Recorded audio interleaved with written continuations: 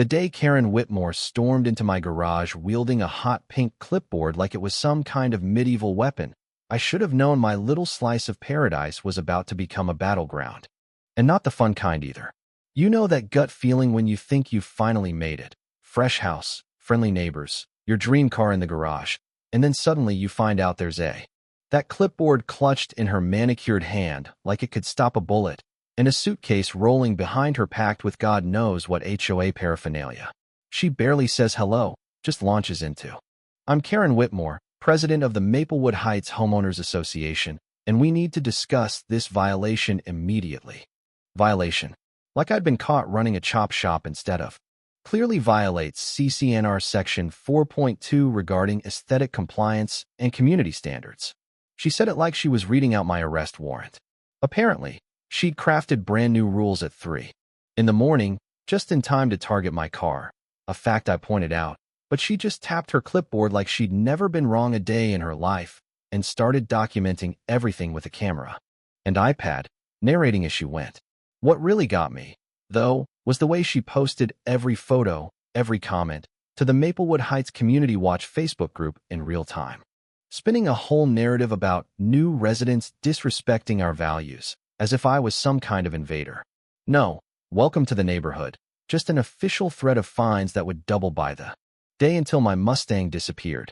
As Karen click-clacked her way back down the driveway, muttering about activating the network, I just stood there, stunned, staring at my car and wondering if I'd moved into a suburb or a reality TV show.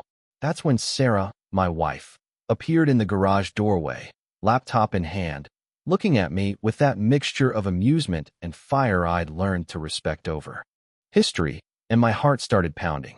My Mustang, the one in our garage, wasn't just a random barn find. It had ties back to someone very close and not in Arizona. But before we could process, she announced her environmental and aesthetic impact assessment, like she was a UN weapons inspector, then started snapping more photos. That's when Sarah stepped out with a manila folder so thick. What followed was like watching a chess grandmaster take down a rookie. Sarah hit her with every legal technicality in the book, violations of state statutes, trespassing, invasion of privacy, and claiming that the new lawyer in the neighborhood thought she was above HOA law. That's when Sarah started reading Karen's own Facebook posts back to her. Posts about how our garage addition blocked her precious golf course view and how decisive action was needed to protect property values. The color drained from Karen's face, but she just kept digging, whipping out a video camera and declaring the whole thing a coordinated attack on community standards. Now here's where it gets interesting. Mrs. Patterson, our elderly neighbor, showed up that afternoon with a plate of cookies and lining her own pockets. Monday morning, I get a call from the city, an inspector saying there have been reports of an unauthorized commercial vehicle repair business in my garage. Within hours, my Mustang hasn't run in months. The only noise in there is the coffee grinder. But it's clear now, Karen's pulling every string in her book, activating contacts in City Hall and local government, like she's running a political campaign. And then, as if things couldn't get any weirder, a patrol car shows up. Officer Rodriguez, tall, professional, but the way he greets Sarah tells me theirs. Runs up with a tablet. He's captured night vision footage of Karen measuring our garage at 2 a.m., marking property lines, photographing the electrical meter, and trying the garage door lock. Suddenly, Officer Rodriguez is all business, harassment, criminal trespass, the works, and Karen's careful campaign starts to look less like community enforcement and more like stalking. Sarah dives even deeper, uncovering Karen's history with property management companies, her sudden rise to HOA president after the last real election, and, most damning, a string of fake rules, illegal fines, and fabricated documents going back years. She's been running Maplewood Heights like her own little fiefdom, turning neighbor against neighbor and raking in consulting fees, kickbacks. As it turns out, Officer Rodriguez, who'd unknowingly passed along procedural info for a fee, thinking he was just consulting. Karen gets arrested right there in her robe and full makeup, protesting her innocence to a live Facebook audience that's now tuning in just to watch her implode. The agents haul her away, neighbors pour out onto their lawns in relief, and Mrs. Patterson's cookies become the unofficial symbol of our community's liberation. But just when it seems like we've won, just as the block party's winding down, people swapping stories about the dictator who almost ruined our neighborhood. A sleek white BMW pulls up. Out steps Dr. Amanda Sterling, all tailored suit and icy efficiency, carrying a golden clipboard that makes Karen's pink one. They just upgrade.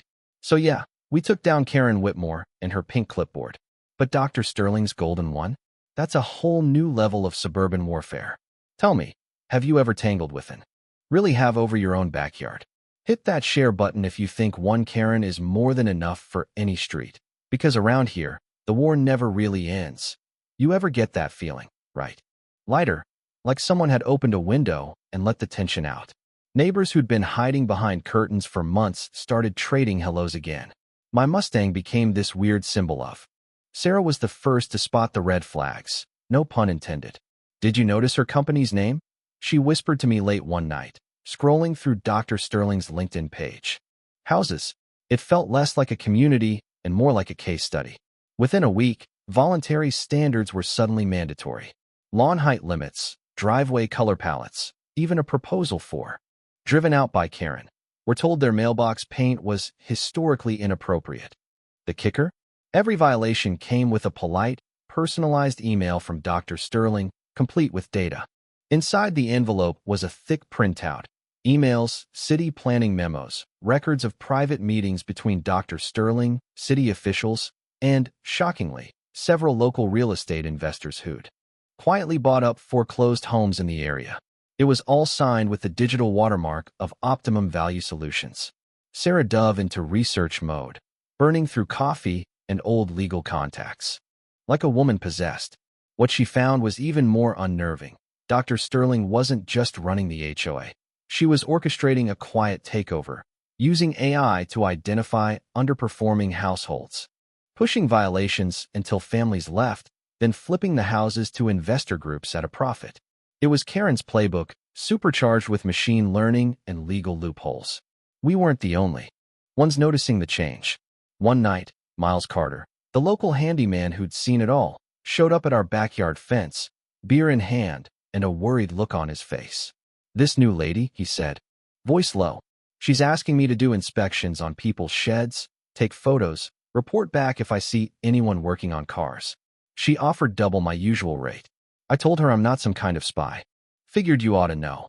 Suddenly, it wasn't just about Sarah and me anymore.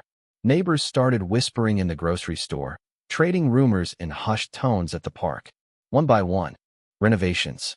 The sense of community that had come roaring back after Karen's arrest was slowly eroding under a layer of cold, calculated surveillance. The final straw came 2 weeks later. Sarah received a certified letter, a formal demand to produce the original title for my Mustang, with an attached legal threat to seize the vehicle as evidence in a historical property dispute. According to Dr. Sterling's letter, there was now an open heritage claim against the car, supposedly filed by a foundation Karen had created years ago but never activated. This wasn't about. I looked at her, tired, but with that same glint of steel she'd had the day Karen showed up.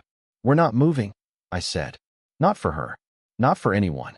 So we did what any stubborn, slightly crazy American family would do. We fought back. Sarah filed for a court injunction, backed by every shred of documentation we'd gathered on Karen, Sterling, and their web of shell companies. I started talking to local reporters, sharing our story, showing them how a quiet little neighborhood in the suburbs had turned into a testing ground for AI-driven property harassment. Miles and Mrs. Patterson rallied the neighbors. Tommy, the kid with the tablet, created a whole YouTube channel documenting the story from his perspective. It started as a trickle of outrage, but within a week, Maplewood Heights was all over the news, the city council flooded with complaints, and Dr. Sterling forced to defend herself on live TV. And that Mustang?